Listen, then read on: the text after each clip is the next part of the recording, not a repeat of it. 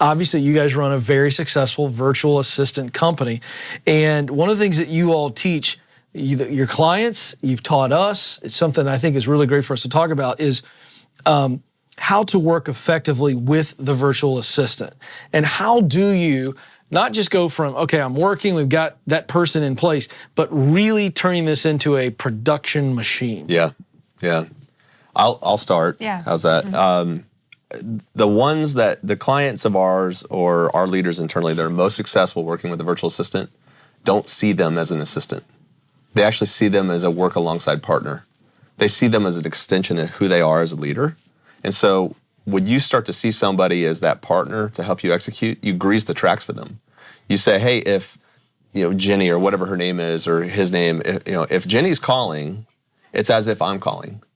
And you free them up to basically go and be a representative of who you are, and it's a multiple on you. It's not like a 1 times multiple. It's a 4 or 5 multiple on your productivity as a leader when you see them as way more than an assistant. And you cast that image to your team too. Right. We actually, it's so ironic. We both have a new assistant because our former assistants moved on to do other things, right. One within the company and one without.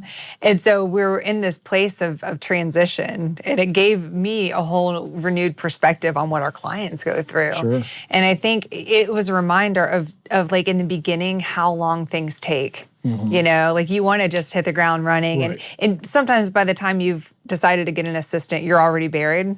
Right? Yeah. And so it's like there's a sense of urgency. I've got to get them on board fast, but it just takes time. So I think a really practical tip is just give yourself space to slow down and really train, because the time that you're investing in the beginning of that relationship will pay off in dividends later. What is your advice, not just within the context of Belay, of course, with people that are selecting someone? Sure. So I'd love to hear, that process of how you match them up the right way. Yeah. But then just for leaders that are listening or watching and they're going, okay, I've got an assistant, or I need to hire a new assistant. I think you all are uniquely positioned to kind of say, okay, if the assistant is going to be an extension of you, so it's not really an assistant. I mean, this is an extension like you talked about, Bryan. Yeah. What do you feel are like the non-negotiables in selecting that person? Yeah. What is absolutely like, this has got to be a fit or it's not going to truly be that extension? Because it feels like what you're proposing requires a greater selection process to really make sure you have the right person. I'd say even before the assistant, it starts with the leader. I mean, frankly, a lot of leaders, they have this idea of what an assistant is in their head, and they're not giving themselves permission to see what that role could actually be. For example, it's a really simple thing. I'm a leader at home as much as I'm a leader at work. So Hope, our current assistant, helps us with personal things. Why would I need to schedule a dentist appointment in the middle of the day when she can help us kind of navigate that? In the same way she can hunt down a metric in our business.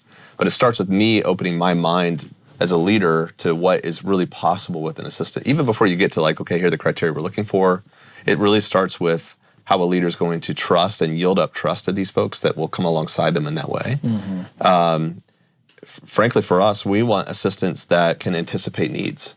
Like get out ahead of a leader and say, I'm seeing this coming and I need to get out ahead of you, and I'm gonna make sure that we cover this off before we ever get there. I love when Hope does that, and she goes, hey, I saw this and I've realized it's overlapping, we need to address that, or I saw something in your inbox, really feel like you need to jump on that super quick. Can I help craft a response for you? It's helping, again, be an extension of who I am as a leader, but anticipating needs is huge. Yeah. What fits for you?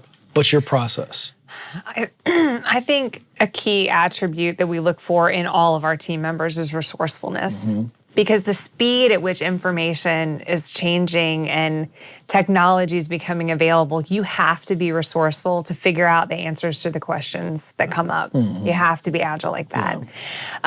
So I think some of the factors that we factor in when matching are, personality fits, availability, pace.